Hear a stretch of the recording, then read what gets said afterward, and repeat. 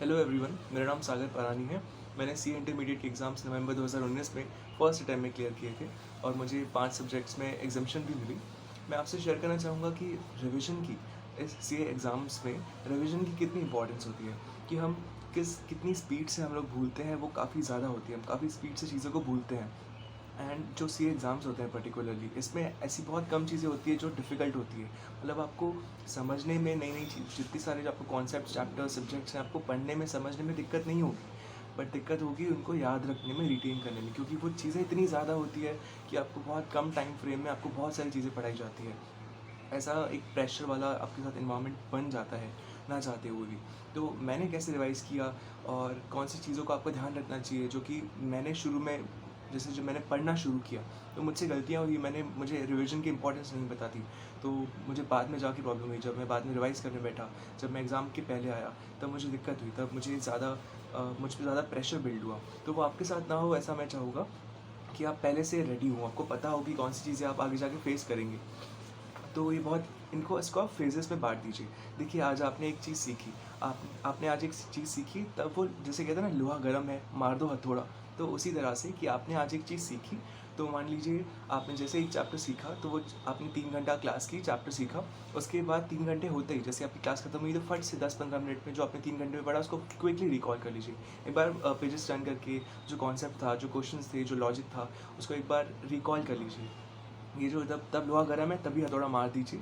आपका वो जो एक एक बहुत पावरफुल वाली आपकी रिवीजन हो जाएगी, जो आपको काफ़ी हेल्प करेगी। इसको हम फेजेस में बांट रहे हैं। सबसे पहले आपने जब पढ़ा, उसके ठीक बाद 10-15 मिनट में क्विकली आपने रिवाइज़ कर लिया। उसके बाद अगला स्टेप आता है, जब आप नेक्स्ट 24 घंटों में रिवाइज़ करते हैं। तो ये बहुत इंपॉर्टेंट होता है आपको लॉन्ग टर्म याद करवाने में। नेक्स्ट 24 घंटों में, या तो आपने आज सुबह को कोई चीज़ पढ़ी, तो रात को रिवाइज़ करिए एक बार, या तो आपने आज एक दिन में चीज़ पढ़ी, तो उसको नेक्स्ट डे उसी टाइम पे रिवाइज़ कीजिए। इससे आपको वो आने वाले कुछ दिनों तक याद रहेगी। तो फेजेस में हम बांट रहे हैं। आपने आज एक चीज़ पढ़ी, तो आपने आज पढ़ने के ठीक बाद आपने फट से रिवाइज़ कर लिया। देन अगले 24 घंटों में आपने रिवाइज़ किया, या तो उसी दिन रात में, या तो अगले दिन उसी वक्त पे, जिस वक्त पढ़ा था। देन उसके बाद आता है एक हफ्ते बाद रिवाइज़ करना। आपने आज मंडे को एक चीज़ पढ़ी, तो जो कमिंग संडे रहेगा तब, या नेक्स्ट मंडे तक आपको उसको एक बार रिवाइज़ करना है। तो आपको कैसे याद रहेगा कि आज मान लीजिए मैंने एक चैप्टर पढ़ा, तो मुझे एक हफ्ते बाद वो रिवाइज़ करना है, मुझे कैसे पता रहेगा? मैंने सिंपली एक शीट, या तो एक कॉपी बना ली थी, जिसमें मैं लिखा करता था कि आज सपोज़ 1 जनवरी 2021 को मैंने ये चैप्टर पढ़ा। फिर मैंने 2 जैन जब आएगा, जब मैं कोई चैप्टर पढ़ूँगा, तो मैं लिख दूँगा कि मैंने चैप्टर पढ़ा। तो जैसे ही मैं 7th जैन पे आऊँगा, 6th या 7th जैन पे आऊँगा, तो मैं आज से ठीक 1 हफ्ता पहले जाके देखूँगा, ओके, मैंने 6 दिन पहले, 7 दिन पहले क्या पढ़ा था? तो मैंने ये पढ़ा था, ठीक है, आज मुझे ये रिवाइज़ करना है। तो ये जो मैं आपको बता रहा हूँ, मैंने भी थोड़ी रिसर्च की थी कि साइंटिफिकली कैसे वर्क करता है हमारा ब्रेन, कैसे हम चीज़ें भूलते हैं, हमें कितने वक्त में कौन सी चीज़ को एक बार रिकॉल, एक बार रिवाइज़ करना चाहिए। तो आपने जब कोई चीज़ पढ़ी, उसकी ठीक बाद, उसके आपने जब चीज़ पढ़ी उसके 24 घंटों बाद, आपने जब चीज़ पढ़ी उसके 1 हफ्ते बाद, देन नेक्स्ट फेज़ आता है 1 महीने बाद। तो ये थोड़ा मुश्किल हो जाता है कि आपने 1 महीने पहले क्या पढ़ा था। तो अगेन आपको वो कॉपी, आपकी नोटबुक काम आएगी, जिसमें आपने लिख रखा है कि आप डेली क्या पढ़ रहे हैं। मान लीजिए 1 जनवरी को मैंने एक चैप्टर पढ़ा था, अब आ गया है 1 फरवरी, तो मुझे जाना है 1 फरवरी, आज मैं 1 फरवरी पे खड़ा हूँ, मुझे ठीक 1 महीने पहले जाना है, मुझे देखना है मैंने क्या पढ़ा था, और मुझे आज उसे रिवाइज़ करना है।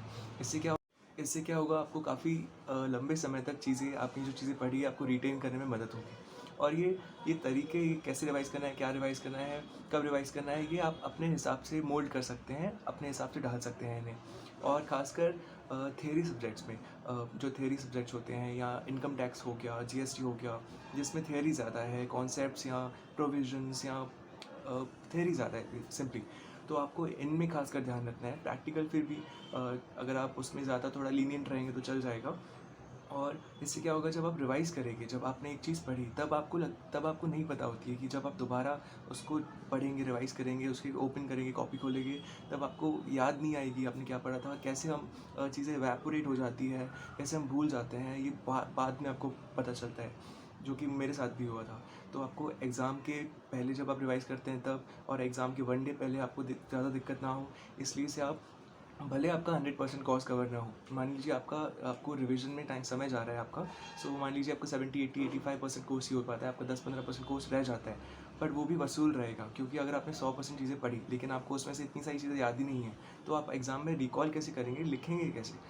और अगर आपने 80% चीज़ें पढ़ी, 85% या 70% भी चीज़ें पढ़ी, लेकिन आपको वो सारी की सारी बहुत अच्छे से कॉन्क्रीट वे में याद है, तो आपका वसूल जाएगा, आप एग्ज़ाम में लिख पाएंगे उन चीज़ों को। So all the best, thank you.